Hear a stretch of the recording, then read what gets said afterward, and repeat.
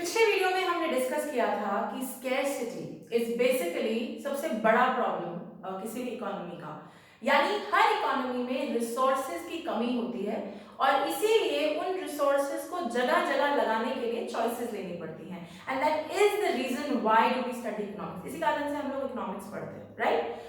अब मैंने पिछले वीडियो में ये बात भी कही थी कि इकोनॉमी में बहुत सारी प्रॉब्लम्स आती हैं इस कमी की वजह से, क्योंकि रिसोर्सेज कम है, नौकरियां ज्यादा नहीं है, पैसे ज्यादा नहीं है और इतनी जगह पे आप उन रिसोर्सेज को लगा सकते हो, तो there are many problems that come up in the economy.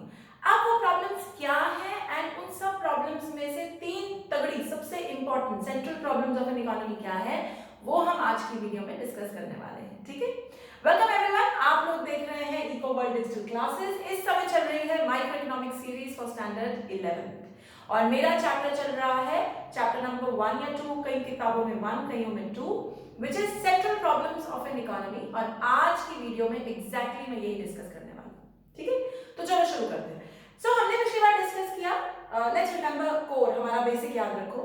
Resources scarce होते हैं, कम होते हैं, and the resources can be put to alternate uses, which means आप उनको कई जगहों पे इस्तेमाल कर सकते हैं, राइट?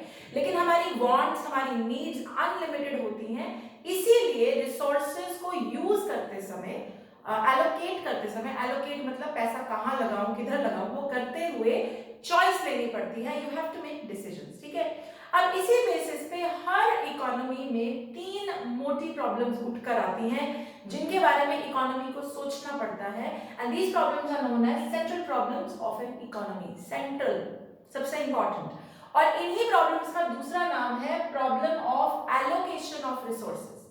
एलोकेशन शब्द का मतलब समझ लो तो ये लाइन समझ में आ जाएगी। एलोकेशन का मतलब है कि हम ये रिसोर्स कहां पर लगाएं। For example my resource is coal, तो कोल को मैं कहां लगाऊं? क्या मैं कोल को रेलवे का इंजन चलाने में लगाऊं, या मैं कोल को थर्मल इलेक्ट्रिसिटी बनाने में लगाऊं, या मैं कोल को स्टील बनाने में लगाऊं? क्या करूं? या मैं कोल को एक्सपोर्ट कर दूं? क्या करूं? ये डिसीजन है, क्योंकि ये जो कोल का रिसोर्स है ये जगह जगह यूज हो सकता है, तो मुझे डिसीजन लेना पड़ेगा। हर रिसोर्स के साथ यही सीन है ना? हर रिसोर्स के साथ यानी आपको डिसाइड करना है कि आपने रिसोर्स कहां लगाना है, कहां एलोकेट करना है।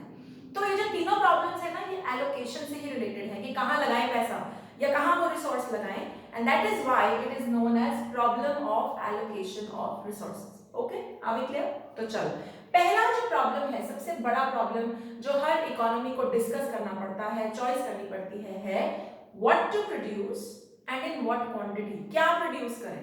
तो मान लो मैं government, okay, I am a government की कोई ऐसी लेट्स से सम बोर्ड और समथिंग आई एम देयर, जो और मुझे डिसाइड करना है कि इस साल हमारे बजट में पैसा किस तरफ जाए। मान लो मैं फाइनेंस मिनिस्ट्री का हिस्सा हूं और मुझे डिसाइड करना है कि इस साल बजट में पैसा किस तरफ जाए। तो अब मेरे पास ऑप्शन है, डिसीजन लेना है कि कंज्यूमर गुड्स पे पैसा लगाएं कि कैपिटल गुड्स पे पैसा लगाएं। Now what are consumer goods, what are capital goods? चलो पहले ये समझते हैं। कंज्यूमर गुड्स जो तुम्हें और मुझे आम मर्रा अपनी जिंदगी जीने के लिए चाहिए, जैसे गाड़ी, कपड़े, shoes, education, furniture, scooter, TV, refrigerator, ये सब होते हैं कंज्यूमर गुड्स, क्योंकि ये आप और मैं अपने जीवन को अच्छे से जीने के लिए यूज करते हैं, right? On the other hand are capital goods. What are capital goods? Capital goods वो जो प्रोड्यूसर यूज करता है, मशीनें बेसिकली, जिनसे प्रोड्यूसर आगे पैसा कमा पाएगा, उनको हम कैपिटल गुड्स बोलते हैं। ठीक है, तो अब बात रही गवर्नमेंट, मान लो मेरे सामने ये सवाल है कि इस साल मुझे पैसा, मेरे पास पैसा, रिसोर्स लिमिटेड है, कहां लगाऊं? कंज्यूमर गुड्स, गाड़ियों की प्रोडक्शन बढ़ाऊं, या टीवियों की प्रोडक्शन पे ज्यादा पैसा लगने दूं, या फिर मैं मशीन आने दूं, डॉक्टर्स को अलाउ कर दूं मशीन लाना, या जो सड़कें बनाने के लिए मशीन आनी चाहिए उस पे पैसा लगाऊं, कैपिटल गुड्स पे पैसा लगाऊं? ये डिसीजन मुझे लेना है। एक ऑप्शन हो सकती है मैं कंज्यूमर गुड पे पैसा लगाऊं या कैपिटल गुड पे पैसा लगाऊं, या दूसरा ऑप्शन ये भी हो सकता है कि थोड़ा बहुत कैपिटल गुड पे, थोड़ा बहुत कंज्यूमर गुड पे। मेरी बात क्लियर हो गई? तो जो सबसे पहला प्रॉब्लम है इकोनॉमी का, that is what to produce, what should be produce, और कंज्यूमर गुड प्रोड्यूस करें या कैपिटल गुड प्रोड्यूस करें। एक बार जब ये डिसाइड हो गया कि कंज्यूमर गुड या कैपिटल गुड प्रोड्यूस करें, तो दूसरी चीज जो हमें डिसाइड करनी है वो है क्वांटिटी। कितनी क्वांटिटी में प्रोड्यूस करें? Let's take an example. मान लो मैं प्रोड्यूसर हूँ and I have some money, मेरे को काम शुरू करना है और मेरे पास कुछ पैसे हैं। अब मुझे दिमाग लगाना है कि मैं क्या प्रोड्यूस करूँ। प्रोड्यूसर हूं ना, क्या प्रोड्यूस करूं, किस चीज की फैक्ट्री लगाऊं, घड़ियों की फैक्ट्री लगाऊं या दांतों की मशीनों की फैक्ट्री लगाऊं? ऑब्वियसली अब अगर मैंने डिसाइड कर लिया कि मैं घड़ियों की फैक्ट्री लगाऊंगी तो मुझे ये भी सोचना पड़ेगा कितने यूनिट्स वाली फैक्ट्री बनाऊं, 50,000 यूनिट्स वाली फैक्ट्री बनाऊं, 1000 यूनिट वाली बनाऊं, क्वांटिटी भी डिस्कस करनी पड़ेगी, करेक्ट। अब अगर मैं कंज्यूमर हूं और मुझे भी डिसाइड करना है कि क्या खरीदूं, कंज्यूमर गुड खरीदूं या कैपिटल गुड खरीदूं, क्या करूं? यानी व्हाट टू प्रोड्यूस है, व्हाट टू प्रोड्यूस वाला जो पॉइंट है वो स्ट्रिक्टली प्रोड्यूसर के पॉइंट ऑफ व्यू से है कि हम क्या बनाएं, इकोनॉमी क्या बनाएगी, किस चीज पे पैसा लगाएगी, और जब एक बार ये डिसाइड हो गया कि क्या बनाएं तो फिर किस क्वांटिटी में बनाएं, कितना बनाएं, वो भी डिस्कशन यहाँ पर होता है, ठीक है। अब कंज्यूमर गुड बनाएं या कैपिटल गुड बनाएं ये अर्जेंसी पे डिपेंड करता है। What is urgency? मान लो हमारा देश पिछले सालों में रफेल जेट डिफेंस पे बहुत पैसा लगा रहा है। अब सवाल उठता है कि क्या डिफेंस पे पैसा लगाना जरूरी है हमारे देश के लिए?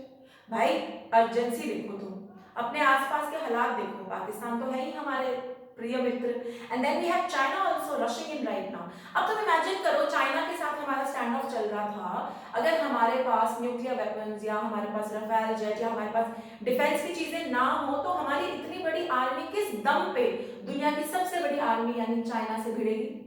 यानी पिछले कुछ सालों में अर्जेंसी थी इस नीड को सेटिस्फाई करने की, इसीलिए सरकार ने कहीं से पैसा खींचा और डिफेंस पे पैसा लगाया। यानी हर बार जब ये डिसीजन लेना है कि पैसा कहां लगाएं, it will also depend upon urgency of need. जिसकी ज्यादा जरूरत है उस पर ज्यादा पैसा लगेगा। ये कोई कोइंसिडेंस नहीं है, it's not coincidence that in the last 5-10 years the government has spent a lot of money on education, on health and on defense। तीन चीजों पे बहुत पैसा लगा है, एंड ऑन रोड की कंस्ट्रक्शन बहुत पैसा लगाया गया है। ये कोइंसिडेंस नहीं है, क्योंकि सोचा गया है कि यार health, education, power, roads and military बहुत इंपॉर्टेंट है देश के लिए, इन पे पिछले कई सालों पे पैसा ही नहीं लगा। ये बिल्डिंग ब्लॉक्स हैं देश के, तो पैसा कहीं से निकालो और कहीं पर लगाओ। क्लियर है मेरी बात? तो अर्जेंसी पे डिपेंड करता है, और क्वांटिटी जो है वो अपॉर्चुनिटी कॉस्ट पे डिपेंड करती है। अब ये अपॉर्चुनिटी कॉस्ट है, ध्यान से सुनो। रिसोर्सेज के बहुत सारे यूज हैं, है ना, लेकिन एट अ टाइम एक रिसोर्स एक ही जगह लग सकता है। फॉर एग्जाम्पल एक लैंड पीस रिसोर्स है, ठीक है। एक छोटे से लैंड पीस पे, मान लो एक छोटा सा लैंड पीस है, या तो मैं चावल उगा सकती हूँ या मैं वीट उगा सकती हूँ। मैं दोनों नहीं उगा सकती, क्योंकि अगर दोनों उगाऊंगी तो दोनों में से कुछ नहीं निकलेगा, तो मैं एक चीज उगा सकती हूँ। जब मैं राइस वहां उगाऊंगी तो जो वीट उगाने से मुझे फायदा हो सकता था उसे मैं अपॉर्चुनिटी कॉस्ट कहती हूँ। So in other words, opportunity cost is the cost of next best alternative। अब ध्यान से सुनना मैंने क्या कहा। Opportunity cost is the cost of next best alternative। इस लैंड पे मैंने चावल उगाया, मेरा डिसीजन, व्हाट टू प्रोड्यूस, चावल उगा लिया। लेकिन अगर मैं चावल नहीं उगाती तो मेरा नेक्स्ट बेस्ट ऑल्टरनेटिव क्या होता, क्या ऑप्शन लेती मैं? वीट। और अगर मैं वीट उगाती तो मुझे कुछ फायदा होता, उस फायदे को मैं अपॉर्चुनिटी कॉस्ट कहती हूँ, राइट। मैंने चावल उगा लिया, no problem, but I should also know कि अपॉर्चुनिटी कॉस्ट है। वीट नहीं उगाया मैंने तो उसकी जो कॉस्ट है वो मेरी अपॉर्चुनिटी कॉस्ट है। एक और एग्जाम्पल लो, मैं एक रिसोर्स हूँ, लेट्स से मैं एक ह्यूमन रिसोर्स हूँ, है ना, मैं पढ़ा रही हूँ, तो या तो मैं इस समय यहाँ पढ़ा सकती हूँ या मैं कॉलेज में कहीं खड़े होकर पढ़ा सकती हूँ, दोनों जगह इकट्ठे तो नहीं पढ़ा सकती। अब अगर मैं यहाँ पढ़ाती हूँ तो मैंने एक अपॉर्चुनिटी खोई है, जाने दी है, एक बेस्ट ऑल्टरनेटिव को छोड़ा है, तो जो मुझे वहां तनख्वाह मिलती, जो मुझे वहां सैलरी मिलती, वो मेरी अपॉर्चुनिटी कॉस्ट है।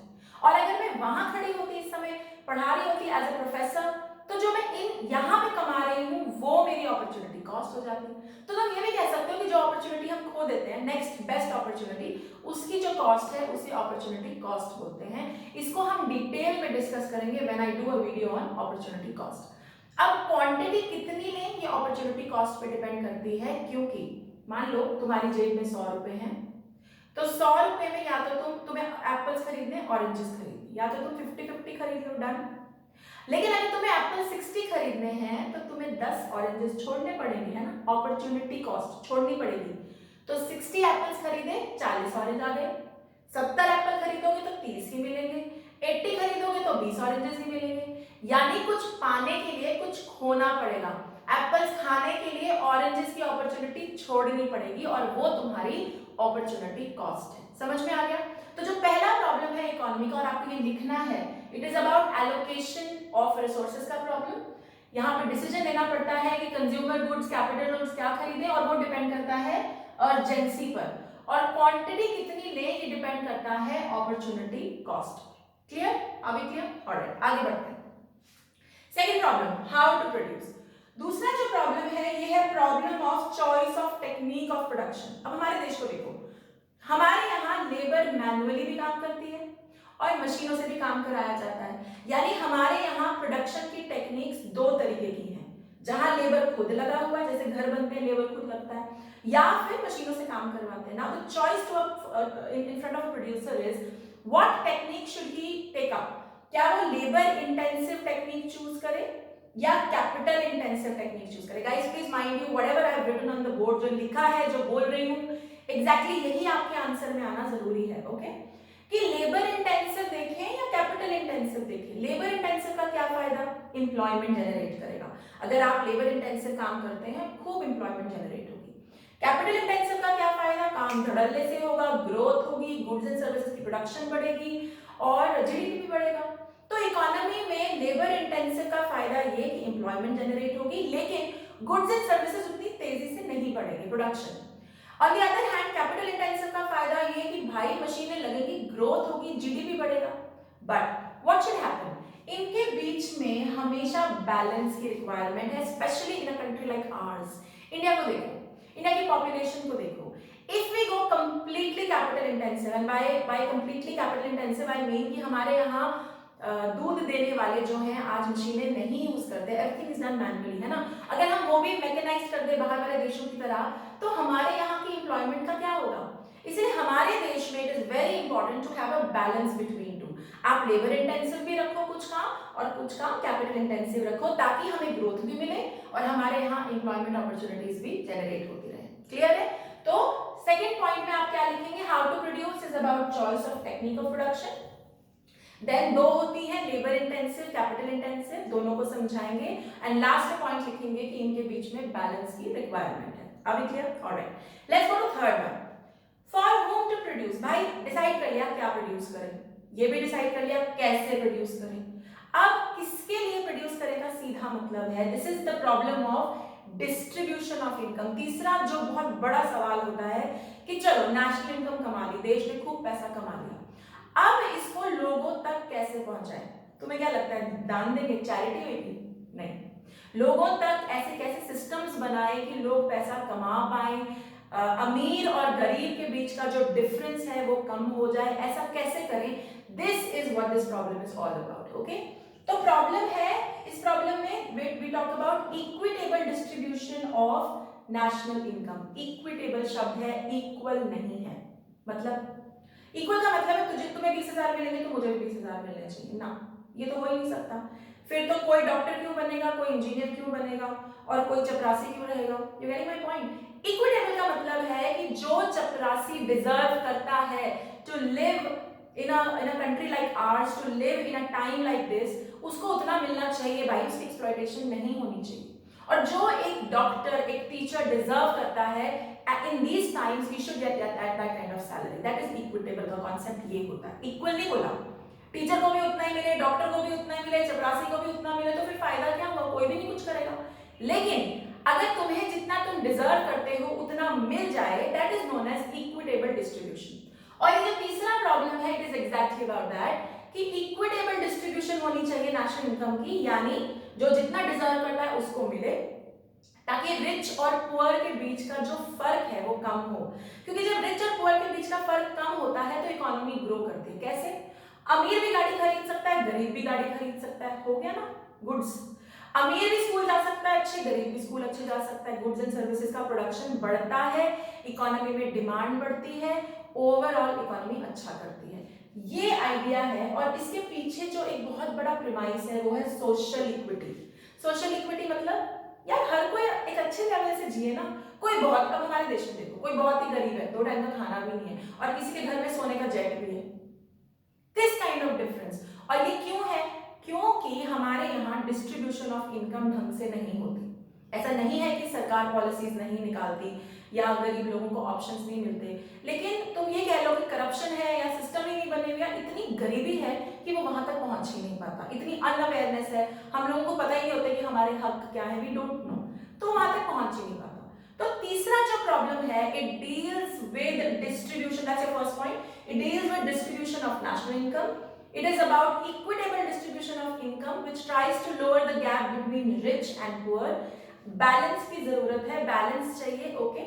And finally, it is also about social equity कि हर किसी को जितना वो डिजर्व करता है उतना डेफिनेटली मिले, ठीक है? I hope you are clear with this concept. 3 problems को जरूर दिमाग में रखना। नेक्स्ट वीडियो आएगी अपॉर्चुनिटी कॉस्ट की, जिसको हम डिटेल में डिस्कस करेंगे। अगर आप लोग मुझे यूट्यूब पे देख रहे हैं, don't forget to share, like, subscribe and comment. Till then, bye bye.